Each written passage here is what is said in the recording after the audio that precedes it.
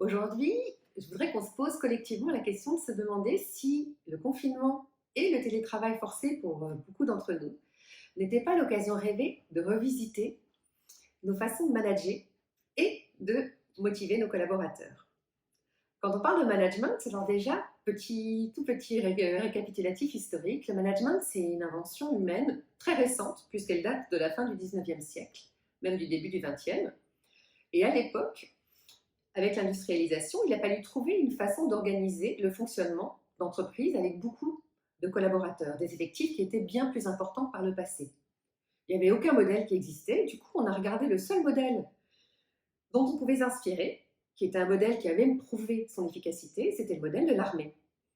Et notre management, en tout cas tel qu'il existe dans la plupart des sociétés encore aujourd'hui, il est fondé sur un modèle inspiré à 100% de l'armée, qui fonctionne sur une logique pyramidale, sur une hiérarchie assez forte, sur une logique d'ordre et d'exécution, et aussi sur donc des principes de motivation qui sont ce qu'on appelle les moteurs extrinsèques, autrement dit extérieurs à la personne, avec une relation cause à effet. Autrement dit, si tu fais ça, tu auras ça. Donc si tu fais bien, tu auras une prime, une promotion, un meilleur salaire. Et à contrario, si tu ne fais pas bien, eh bien sans doute que tu ne seras pas promu, voire même peut-être que tu seras même tout simplement jamais en évolution. Sur cette base-là, ça fonctionne très bien quand on est dans une logique d'exécution. Mais dans le 21e siècle, le monde dans lequel nous vivons aujourd'hui, qui est un monde beaucoup plus horizontal, dans lequel on a une logique beaucoup plus collaborative, ces moteurs de motivation sont à minima peu efficaces et la plupart du temps contre-productifs. En fait, quels sont les moteurs de motivation qui fonctionnent aujourd'hui? Ce sont les moteurs qu'on appelle les moteurs intrinsèques. Autrement dit, ce sont les moteurs intérieurs que l'on a en nous, qui font que on fait bien quelque chose si ça nous procure un sentiment de plaisir, voire d'intense satisfaction. Alors, une fois qu'on a dit ça, c'est formidable, mais comment est-ce qu'on fait pour alimenter ces moteurs de motivation intrinsèques? Les chercheurs en sciences comportementales ont trouvé un certain nombre de critères qui nourrissent ces moteurs de motivation, dont 3 qui me paraissent particulièrement inspirants et que je voulais partager avec vous aujourd'hui. Le premier moteur, c'est l'autonomie. Le deuxième moteur, c'est le sens. Et le troisième moteur, c'est l'équité. Donc, je vais maintenant vous les détailler un par un. L'autonomie, qu'est-ce que ça veut dire aujourd'hui? L'autonomie dans nos entreprises, ça veut dire dans un cadre donné, avec des objectifs définis, laisser aux collaborateurs une certaine forme de liberté pour s'organiser en termes de temps, de moyens, de façon de faire, même de lieux géographiques pour atteindre l'objectif qu'on lui a fixé. Alors c'est bien beau, mais c'est pas forcément si facile que ça parce qu'en tant que manager, on a été habitué à être dans une logique de contrôle, donc à vérifier que les gens faisaient bien ce qu'ils faisaient, et à être dans une logique de surveillance finalement assez accrue. Donc l'autonomie, ça veut dire finalement je fais un pas en arrière et je laisse mon collaborateur s'organiser comme bon lui semble, en lui faisant confiance sur le fait qu'il atteigne le résultat voulu dans le temps voulu. Alors en petite anecdote, sachez qu'on a aux États-Unis des sociétés qui fonctionnent sur ce qui s'appelle le Result Only Work Environment.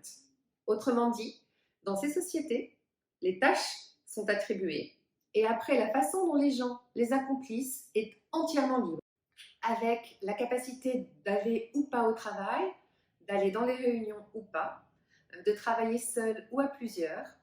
Et les résultats sont extraordinaires en termes de productivité, d'engagement et de baisse de turnover. C'est-à-dire que les gens adorent tellement travailler comme ça qu'ils restent pendant des années. L'autonomie, premier critère. Deuxième critère, c'est le critère du sens. Il est de plus en plus important, et d'autant plus pour les jeunes générations, de trouver du sens dans leur travail. Il n'y a rien de plus difficile que faire un travail quand on a l'impression qu'il ne sert à rien, qu'il est inutile, ou que finalement, ce qu'on fait, n'importe qui pourrait le faire et que de toute façon, ça n'a que très peu de valeur. Là encore, des chercheurs en sciences comportementales ont mesuré ce besoin de sens à travers une expérience en laboratoire qui est assez parlante, puisqu'on avait des candidats à qui l'on proposait pour quelques dollars de construire des robots à partir de pièces de Lego. Dans une des variantes de l'expérimentation, à chaque fois qu'un candidat construisait son robot, L'expérimentateur le posait sur une table et demandait donc au candidat d'en construire un deuxième, puis un troisième, puis etc. On s'est rendu compte que dans cette logique de collection de robots, les candidats en faisaient en moyenne 11. Dans ce même contexte d'expérience, on a changé une seule variable qui était que lorsque le candidat construisait un robot, pendant qu'il construisait le suivant, on détruisait le premier, qu'on remettait à l'état de pièces détachées. Dans ces conditions-là, les candidats n'en construisaient que 6 ou 7 maximum. Donc on était quasiment à la moitié des pièces qu'avait construit l'autre candidat quand il construisait sa collection. Donc c'est une illustration pour montrer que quand on fait quelque chose dont on peut mesurer le résultat, l'impact et l'intérêt, notre motivation est presque 2 fois plus grande que lorsqu'on fait quelque chose et qu'on a l'impression que ça n'a ni impact ni intérêt. Donc le deuxième item, c'est le sens. Et là encore, en tant que manager, on peut se poser la question de se dire, est-ce que je communique suffisamment auprès de mes collaborateurs sur le sens de ce qu'ils font, l'utilité de ce que ça apporte à un service, à un client, à un collègue. Mais c'est très important que ce soit très clair pour nous, en tant que manager et pour nos collaborateurs. Et la troisième critère très important, c'est le critère de l'équité.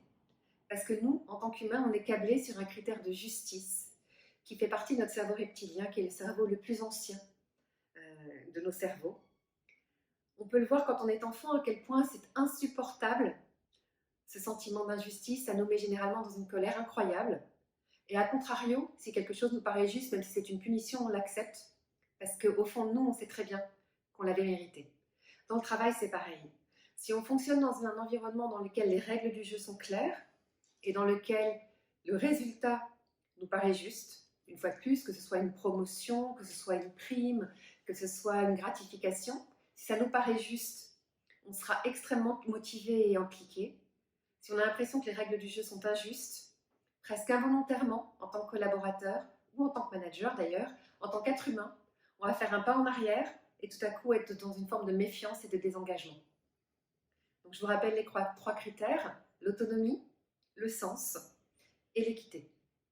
Et moi, je vous propose qu'on réfléchisse à ça et que dans cette période d'expérimentation, puisqu'on est tous en train d'expérimenter une façon de manager et de collaborer assez atypique, en tout cas très nouvelle pour beaucoup d'entre nous, je vous propose de réfléchir à ces 3 items et de voir tout simplement s'il y a une matière à expérimenter quelque chose de différent. Voilà, je vous souhaite une bonne journée et à bientôt. Au revoir.